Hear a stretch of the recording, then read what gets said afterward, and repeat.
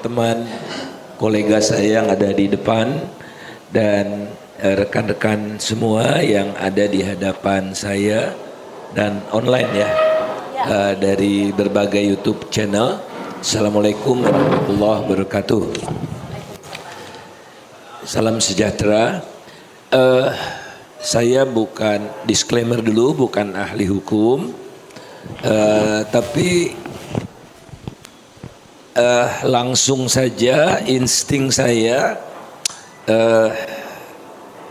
mengatakan gitu, something wrong gitu. Saya udah kirim bahan, bisa ditampilkan nggak?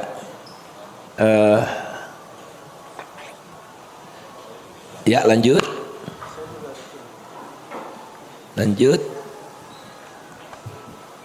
Nah, ini saya ingin membantu sebelum kasus ini diungkapkan secara tuntas gitu. Kenapa sih batu bara ini menggiurkan? Gitu. Mengapa batu bara ini jadi barang bancaan? Nah, teman-teman bisa lihat di sini. Batu bara itu produksinya meningkat terus, ya. Produksinya meningkat terus dan semakin gila-gilaan di era Jokowi. Ya. Produksi itu yang biru, ya.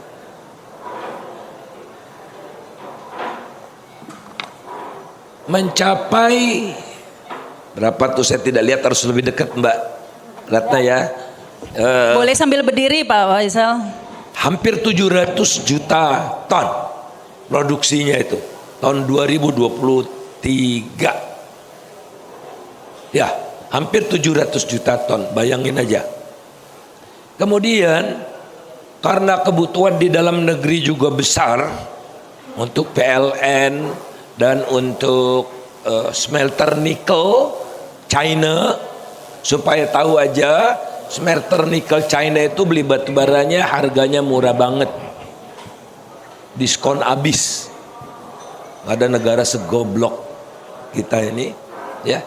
Nah, kita nunjukkan, silakan ditunjukkan.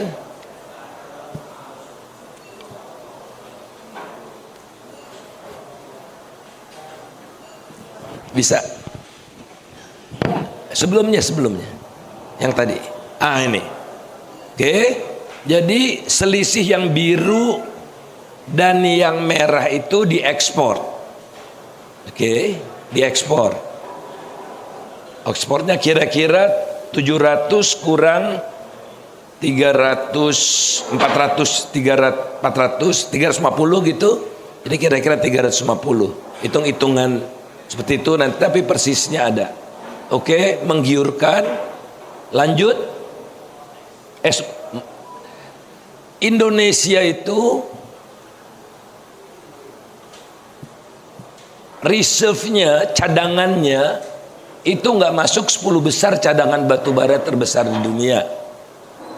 Jadi kita bukanlah negara yang nomor 1 seperti nikel di batu bara. Batu bara kita relatif kecil betulnya, tapi kok jor-joran gitu, dikuras sehingga generasi mendatang dapatnya akan sedikit bahkan cepat habis. Pokoknya dikuras sekarang secepat-cepatnya itu. Nah, kita lihat ekspornya, ya. Ekspornya tahun 2022 mencapai puncak 46,8 miliar US dollar. Tadi kan volumenya ya. Ini nilainya 46,8 miliar US dollar. Artinya tahun 2022 itu setara dengan 606 triliun. 100 triliun buat pemilu juga udah cukup deh untuk menangin monyet jadi presiden juga bisa. Kalau 100 triliun Ini total ekspornya 606 triliun, tahun 2023 528 triliun, tidak ada yang ngalahin. Dia ekspor terbesar. Ekspor terbesar. Dan pengekspor terbesar di dunia. Reserve kita nomor 11, nggak sampai 10 besar, nomor 11 di dunia, tapi kita pengekspor batu bara terbesar di dunia tahun 2022-2023. Gila nggak tuh? Jadi tidak proporsional jumlah cadangan dengan ekspornya. Porsi ekspornya jauh lebih besar dari porsi cadangan Indonesia di dunia. Sekali lagi, Indonesia pengekspor batu bara HS2701 pada tahun 2022-2023. Sebelumnya biasanya Rusia, tapi Rusia disusul oleh Indonesia, padahal cadangan Rusia nomor 1, cadangan Indonesia nomor 11. Jadi pengurasannya gila-gilaan. Lanjut. Kenapa dapat rezeki non-plok? Karena harga batu bara tahun 2022 melonjak tertinggi sepanjang sejarah, $345 per ton. Naik dari $61 jadi $345. Berapa kali lipat tuh? 5 kali lipat lebih. 5 kali lipat lebih. Nah, negara-negara yang beradab itu mengenakan pajak durian runtuh. Ini kan batu bara dapat rezeki durian runtuh. Ada namanya pajak durian runtuh di Amerika, di Australia, saya nggak tahu di Rusia, di seluruh negara Uni Eropa, di Mongolia dan sebagainya itu. Jadi kalau di Mongolia untung biasanya segini, di atasnya itu windfallnya 70% diambil oleh negara. 70%. Saya harus beri catatan juga, batu bara itu kode HS-nya 2701. 2702 lignit, saudaranya batu bara. Kalau digabung seluruhnya HS27, ekspornya tahun 2022 1000 triliun atau 1 kuadriliun. 1 kuadriliun rupiah. Nah, penerimaan negara PNBP namanya, ya, dari mineral dan batu bara hanya 100-an triliun.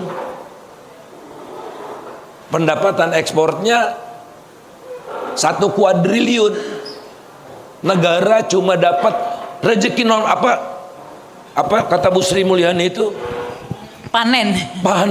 Masya Allah, nggak punya nurani nih orang. Punya nurani. Panen. Kalau panen itu melimpah dari produksinya. Ini yang diambil cuma seumprit 100-an triliun dari 1 kuadriliun. Ekspor doang loh. Belum saya hitung yang dijual ke PLN, DMO dan sebagainya itu ya, domestic market obligation. Nah, jadi mulai kelihatan kan proses ini menjelang pemilu. Terus Boy Thohir bilang ini kami kekuatan sepertiga dari ekonomi Indonesia gitu kan, dia bilang siap memenangkan paslon nomor 2 1 putaran gitu kan. Yap, terang ajar triliunan gitu. Dan Boy Thohir namanya patut digugat, ada hubungannya dengan ini karena di dokumen-dokumen itu nama Boy Thohir nongol melulu. Ya Boy Thohir ya. Saya takut Erick Thohir kan salah. Itu saudaranya Erick Thohir. Nah, jadi makin paham kita ya apa yang terjadi. Lanjut. Tahun 2023 juga masih untung besar. Lanjut. Tahun ada harga Oke, yang harga dulu deh sebelumnya. Nah itu sampai 2025 itu harganya masih di atas 100. Kalau di atas 100 itu masih oke banget deh gitu.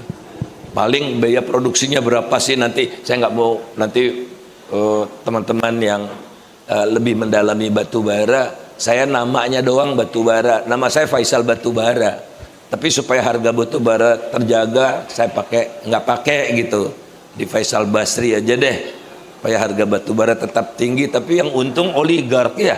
Lanjut. Nah ingat, Bu Sri Mulyani baca Undang-Undang Dasar 45 enggak? Dikuasai oleh negara bagi sebesar-besar kemakmuran rakyat. Yang makmur sopo. Jadi tolong deh pakai nurani, jangan menyakiti hati rakyat. Kalau bicara bukan panen itu namanya, itu paceklik itu harusnya. Dan harusnya tidak dipakai, ditabung buat rakyat. Lanjut. Nah, ini saya tidak akan sampaikan secara detail, tapi intinya hal seperti ini hanya bisa terjadi di negara yang makin otoriter atau demokrasinya makin parah. Jadi proses pengurasan kekayaan alam di Indonesia ini dilakukan sebelumnya dengan melemahkan demokrasi ini. Demokrasi indeks kita parah sekali, turun terus. Ini demokrasi indeks versi FIDEM kita turun 22 peringkat karena tidak ada checks and balance dan segala macam itu ya. Lanjut terus. Ini Indonesia paling korup di Asia Pasifik. Jadi ya agak nyogok untuk dapat saham itu mah gampang itu di Indonesia, untuk dapat lelangnya ya. Jadi ini saya buka jalan buat terkuaknya itu. Jadi circumstances evidence saya cuma bisa itu, bukan hard evidence gitu, tapi circumstances evidence. Mudah-mudahan ini ikut membantu kita, membantu teman-teman. Kemudian human referable index kita juga turun ya. Jadi kebebasan itu tadi, kalau kita melakukan laporan investigasi kajian gitu, itu bukan bukti hukum. Enak aja, MK udah bilang tuh bukti hukum waktu saya bersaksi kan sana, tapi nggak bisa dipakai sekarang gitu. Aneh juga MK ini. Lanjut. Iya. Emang urutannya begitu. Nah, kalau sudah demokrasinya hancur lebur, maka korupsi merajalela.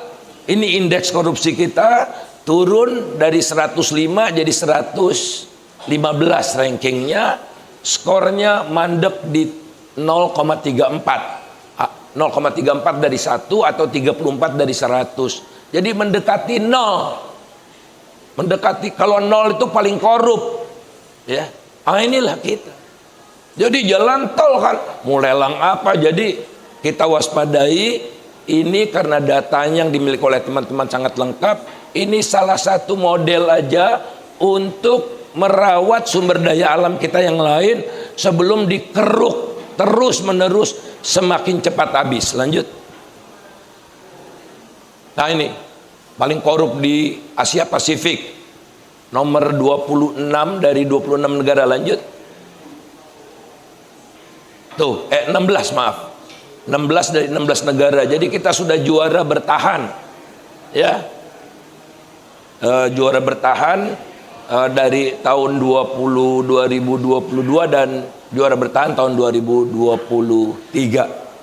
Lanjut. Nah, ini saya lewati aja 5 menit lagi kalau boleh Mbak. Ya. Ini beberapa catatan yang lain. Kalau kita lihat tadi dari penjelasan di awal tadi, gampang aja sih kalau menurut saya. Tadi disampaikan bahwa produksi batu baranya berapa? 12,5 juta ya? 12,5 juta. Apa? Udah deh.